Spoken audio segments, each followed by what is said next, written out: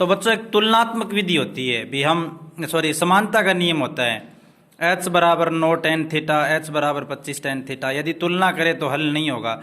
तो फिर बच्चों दूसरी परिस्थिति में है ना, समानता के रूल में बड़ी क्लासों में एक नियम होता है कि ऐसे प्रश्नों को हल करने के लिए दोनों समीकरणों गुणा कर दें। तो h को h से गुणा कर दिया, h स्क्वायर आ गया। 9 को मैंने 25 से गुणा कर दिया और कोट थीटा को बच्चों मैंने tan थीटा से गुणा कर दिया। तो अब अपने पास ये आ गया 9 गुणा में 25 और मैं इसको क्रम में लिखूं tan थीटा गुणा में कोट थीटा। तो अपने पास 25 9 के या 9 को 25 ही रखूं और ये होता है 1। तो अपने पास परिणाम आ गया 9 गुणा 25। तो अब h स्क्वायर बराबर आ गया 9 गुणा 25 और h अपने पास आ जाएगा 9 गुणा 25 का अंडर रूट। तो थोड़ा सरल हो जाएगा, अब गुणा नहीं करेंगे अपने। 9 का अंडर रूट निकाल लो बच्चों, 3 होता है और 25 का अंडर रूट 5। तो कुल मिलाकर इसकी दूरी आ गई 15 मीटर। एक बच्चे ने जब प्रश्न किया तो ये लास्ट में नहीं लिखा था।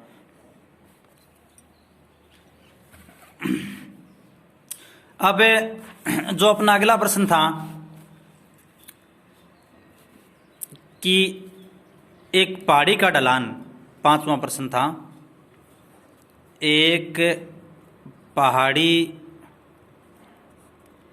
का ढलान क्षैतिज से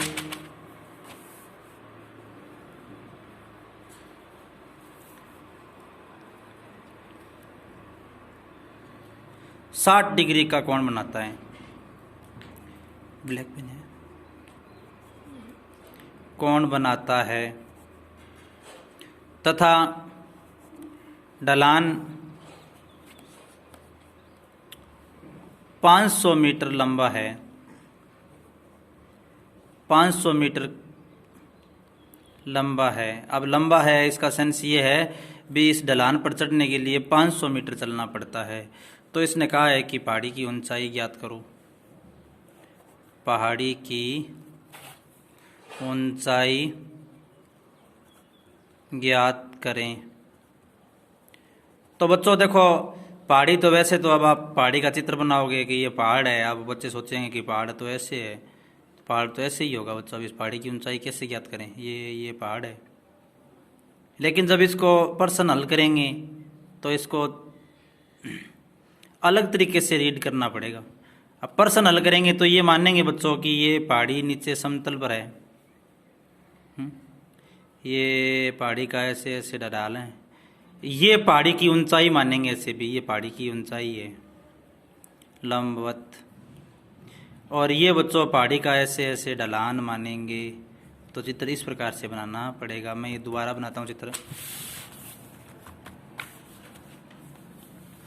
मैं मान लूँ बच्चों ये पहाड़ी की ऊंचाई है h मीटर और ये पहाड़ी का क्षैतिज है, ये पहाड़ी का ढलान है बच्चों। थोड़ा उबड़ खाबड़ बनाता हूँ ताकि ढलान की तरह लगे। कितने मीटर है? 500 मीटर है। अब आपको पहाड़ी की ऊंचाई ज्ञात करनी है।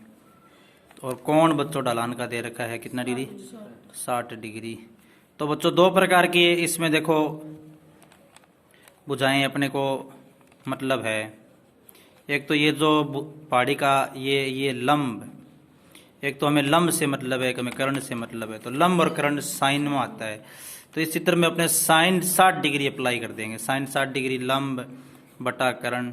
साइन 60 की वैल्यू बच्चों अपने जानते हैं √3/2 बराबर h बटा 500।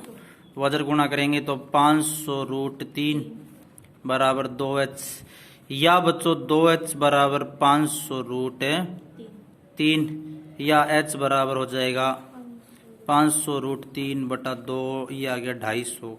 तो उत्तर आ गया 250 √3 मीटर। एक बच्चे ने फिर आज यहाँ मीटर नहीं लगाया था। तो ये बच्चों पेपर का 5वां प्रश्न था। छठा प्रश्न बड़ा सिंपल था। उसमें एक 2 पार्ट बनाए थे मैंने प्रश्न में। जो पहला पार्ट बनाया था उसमें एक त्रिभुज बनाया मैंने, ऐसे देखो इस त्रिभुज में एक भुजा इसके समांतर खींची, इसका नाम दिया था शायद A B C D E, D E समांतर बी सी दिया था। इसका मान दिया था 6 सेंटीमीटर, इसका मान दिया था 24 सेंटीमीटर, इसका मान दिया था x सेंटीमीटर, इसका मान दिया था 8 सेंटीमीटर। तो बच्चों देखो मैंने ये कहा है कि ये इसके समांतर है। तो किसी त्रिभुज में एक भुजा के समांतर खींची गई रेखा अन्य भुजाओं को समान अनुपात में विभाजित करती है। किसी भी त्रिभुज में एक भुजा के समांतर भुजा के समांतर खींची गई रेखा अन्य भुजाओं को समान अनुपात में बांटती है, अनुपात में बांटती है। तो बच्चों इसको ही शॉर्ट में क्या कहा जाता है? थेलस प्रमेय कहा जाता है। तो थेलस प्रमेय से यानी इस लिखी गई बात से हम लिख सकते हैं इस तरफ का अनुपात ए डी बटा बी डी बराबर ए ई बटा ई सी। ये आ गया 6 बटा 24 और x बटा 8, वज्र गुणा कर दिया, कट गया बच्चों। 8 एकम 8 बराबर 4x इक्वल 8। तो x की वैल्यू आ गई 8/4 यानी 2 सेंटीमीटर आ गई।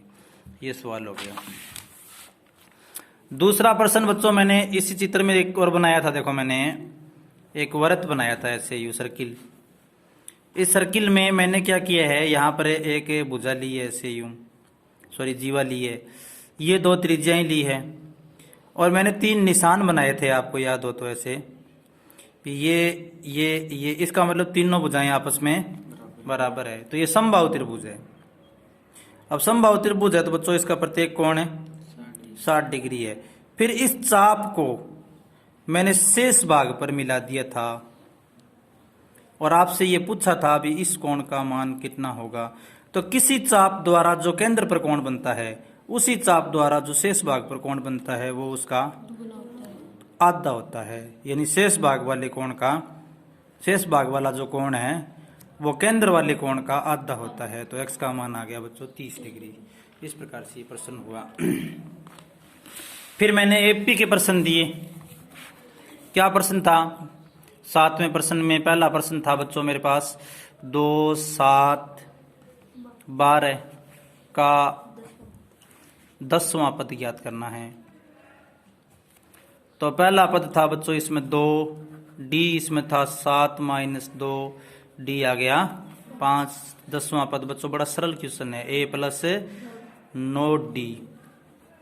ए कितना है बच्चों इसमें 2, 9 डी कितना है 5। तो ये आ गया 2, 9 5 45 और 2 आ गया 47।